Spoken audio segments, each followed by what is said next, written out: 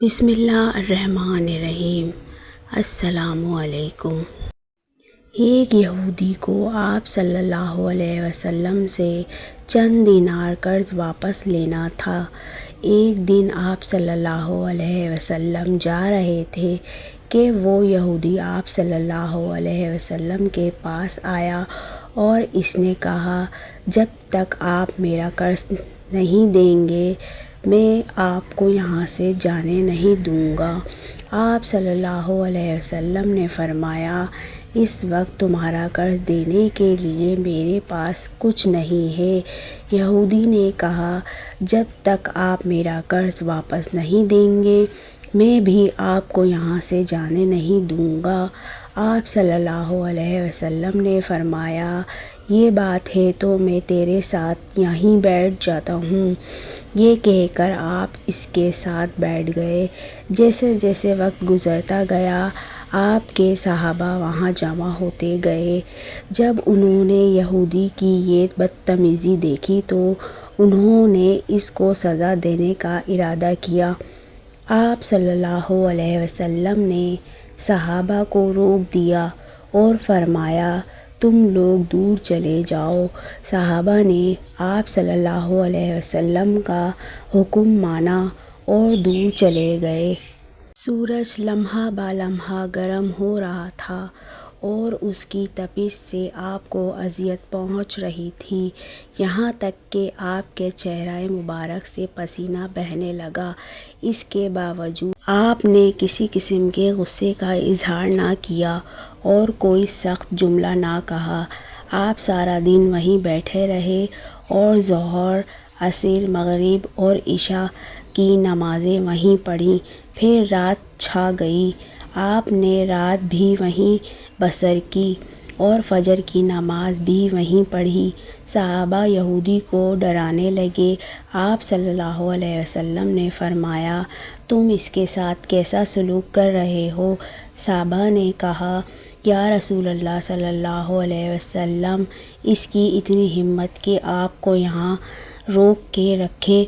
آپ صلی اللہ علیہ وسلم نے فرمایا، اللہ نے مجھے اس لیے نہیں بھیجا کہ میں کسی پر ظلم کروں۔ جب دن چڑھا تو یہودی نے کلمہ اسلام پڑھتے ہوئے کہا، اشہد ان لا الہ الا اللہ واشہد ان محمدًا عبدہ ورسولہ۔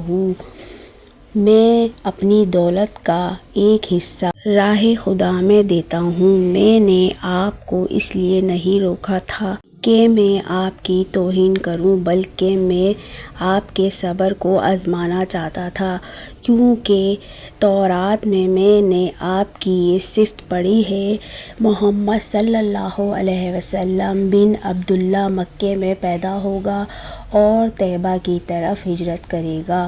وہ سخت مزاج، بیہودہ گوئی کرنے والا نہ ہوگا اور کوئی جھوٹی بات زبان سے نہیں کہے گا۔ اس طرح سے میں نے آپ کو یہاں رکھ کر اس بات کی تصدیق کی ہے کہ تورات میں بالکل صحیح لکھا ہے۔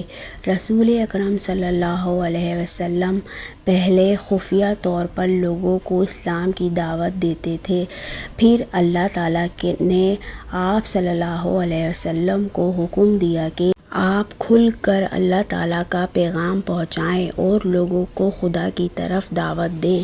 ایام حج شروع ہوا تو پورے عرب سے لوگ مکے کی طرف آنا شروع ہوئے۔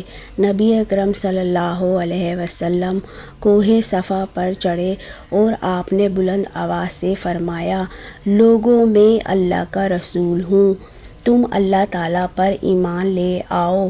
لوگ آپ کی طرف متوجہ ہوئے اور انہوں نے تعجب سے یہ اعلان سنا اور سب کی خواہش ہوئی کہ وہ اعلان کرنے والے کو دیکھیں۔ پھر آپ صفا سے اتر کر مروہ آئے، وہاں پر بھی آپ نے 3 بار یہی اعلان کیا۔ جب ابو جہل نے آپ صلی اللہ علیہ وسلم کا یہ اعلان سنا تو اسے سخت غصہ آیا۔ اس نے زمین سے ایک پتھر اٹھا کر آپ کی پیشانی پر مارا، جس سے آپ کی پیشانی سے خون بہنے لگا اور آپ کا چہرہ مبارک لہولہان ہو گیا۔ اس کے بعد تمام مشرکین آپ کو پتھر مارنے لگے۔ نبی اکرم صلی اللہ علیہ وسلم مجبور ہو کر ایک چٹان کے پیچھے جا کے چھپ گئے۔ مشرکین نے آپ کا تعاقب کیا لیکن آپ صلی اللہ علیہ وسلم انہیں کہیں دکھائی نہیں دیے اور مشرکین واپس لوٹ گئے۔ حضرت علی رضی اللہ تعالیٰ عنہ کو ایک شخص نے اس واقعے کی خبر دی اور کہا، میرا خیال ہے کہ محمد مارے جا چکے ہیں، نعوذ باللہ۔ یہ سن کر آپ علیہ السلام کو شدید دکھ ہوا اور آپ ام المومنین حضرت ختیجہ کبریٰ علیہ السلام کے پاس آئے اور ان سے کہا، میں نے سنا ہے کہ مشرکین نے رسول خدا صلی اللہ علیہ وسلم پر سنگ باری کی ہے اور بعض لوگوں کا یہ گمان ہے کہ آپ شہید ہو گئے ہیں۔ آپ روٹی پانی اٹھائیں اور میرے ساتھ انہیں تلاش کرنے کے لیے چلیں۔ آپ وادی پر نظر رکھیں اور میں پہاڑ کے دامن میں آپ صلی اللہ علیہ وسلم کو تلاش کرتا ہوں۔ آپ روتے ہوئے آگے بڑھے اور آپ کہہ رہے تھے، یا رسول اللہ، ہمیں جواب دیں، آپ کہاں ہیں؟ میری روح آپ پر قربان، آپ کس وادی میں بھوکے پیاسے ہیں؟ آپ نے مجھے اپنے ساتھ کیوں نہ لیا؟ حضرت ختیجہ رو رو کر فرما رہی تھیں، کوئی ہے جو نبی کریم صلی اللہ علیہ وسلم کی مجھے خبر دے؟ کیا کسی نے انہیں دیکھا ہے جو مجھے ان کے بارے میں بتائے؟ اس وقت جبریل علیہ السلام رسول خدا صلی اللہ علیہ وسلم کے پاس تشریف لائے۔ ان کے پیچھے ملائکہ کی بہت سی صفیں تھیں۔ انہوں نے آپ صلی اللہ علیہ وسلم سے کہا، خداوند جبار نے ہمیں آپ کی مدد کے لیے بھیجا ہے۔ اگر آپ چاہیں تو ہم اس قوم کو تباہ کر دیں گے اور ان کا دنیا میں کہیں نام و نشان نہیں ہوگا۔ آپ صلی اللہ علیہ وسلم نے فرمایا، میں کوئی انتقام لینے نہیں آیا، پروردگار میری قوم کو معاف کر دے، وہ مجھے جانتے نہیں ہیں۔ جبرائیل علیہ السلام نے آپ صلی اللہ علیہ وسلم سے کہا، ختیجہ سلام اللہ علیہ آپ کو تلاش کر رہی ہیں۔ ختیجہ کے رونے نے آسمان کے فرشتوں کو رلا دیا۔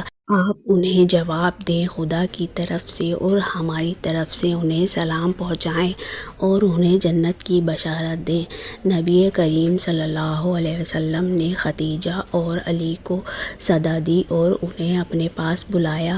دونوں شخصیات آپ کی خدمت میں حاضر ہوئیں۔ انہوں نے آپ کی پیشانی پر پٹی باندھی اور گھر لے آئے۔ جب مشرکین کو معلوم ہوا کہ آپ صلی اللہ علیہ وسلم گھر آ چکے ہیں تو انہوں نے گھر کا محاصرہ کر لیا اور سنگ باری شروع کر دی۔ حضرت علی علیہ السلام اور حضرت ختیجہ سلام اللہ علیہ آپ کا دفاع کرنے لگے۔